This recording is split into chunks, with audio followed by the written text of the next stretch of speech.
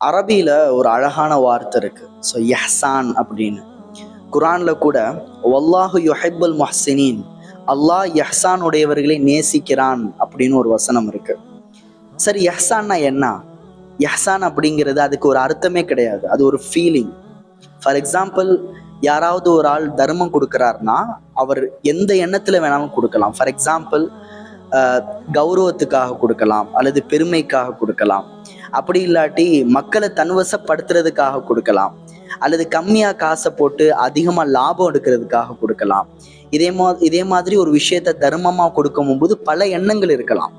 ஆனா இஹ்சான் அப்படிங்கிறது கொடுக்கறது கிடையாது, அது ஒரு அழகான ஃபீலிங். ஃபார் எக்ஸாம்பிள், மக்கள் கஷ்டப்படும் போது, மக்கள் வேதனைப்படும் போது நம்மளும் நம்மளை அறியாம வேதனைப்படுறதுதான் இஹ்சான்.